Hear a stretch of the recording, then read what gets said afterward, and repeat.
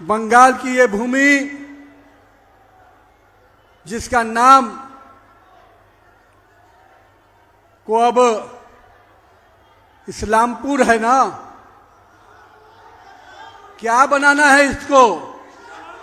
तो एक बार इस्लामपुर को ईश्वरपुर बदलने के लिए রামকৃষ্ণ আইভিএফ সেন্টার, মা হওয়ার স্বপ্ন পূরণ। भाजपा की इस परिवर्तन यात्रा का शंखनाद कीजिए।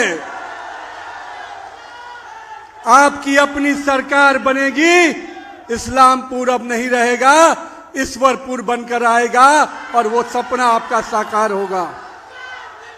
সর্বভারতীয় সভাপতি নীতিন নবীন উত্তর দিনাজপুর জেলায় ইসলামপুর এসে তিনি বলেছেন বিজেপি নাকি ক্ষমতায় আসলে তারা ইসলামপুরের নাম পরিবর্তে ঈশ্বরপুর রাখবেন।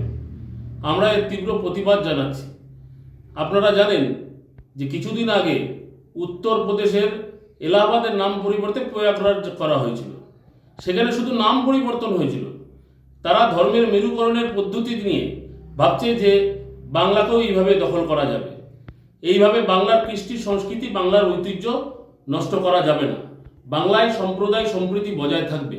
আজকে আপনারা জানেন নীতিন নবীনজি আসলো, এখানে এসে রুজি রুটির কথা বলেনি।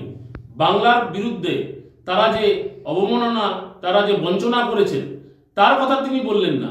বাংলার সাধারণ মানুষের কথাও বললেন না।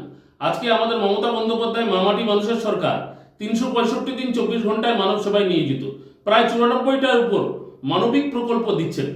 আমরা জানি যে আমাদের দিদি এবং আমাদের নেতা অভিষেক বন্দ্যোপাধ্যায় আমাদের মাথার উপর আছে। ইসলামপুরের কৃষ্টি সংস্কৃতি ঐতিহ্যকে বিজেপিকে আমরা নষ্ট করতে দেব না। ইসলামপুর, ইসলাম যেমন নাম রয়েছে, পুরো নামও রয়েছে। পুর একটি বৈদিক শব্দ। আজকে তারা শুধুমাত্র ধর্মের মেরুকরণের কথা বলল, আজকে ইসলামপুরের নাম পরিবর্তনের কথা বলল। এইভাবে বাংলার রুজিরুটির, সাধারণ মানুষের রুজিরুটির কথা বলল না। এইভাবে বাংলার কৃষ্টি, ইসলামপুরের কৃষ্টি সংস্কৃতি, ইসলামপুরের সম্প্রদায় সম্প্রীতি আমরা নষ্ট করতে দিব না। আমরা আমাদের ইসলামপুর সিট এবং উত্তর দিনাজপুরের 9টা সিট আগামী দিনে আমরা মমতা বন্দ্যোপাধ্যায়, অভিষেক বন্দ্যোপাধ্যায় এবং তৃণমূল কংগ্রেসের হাতে তুলে দেব।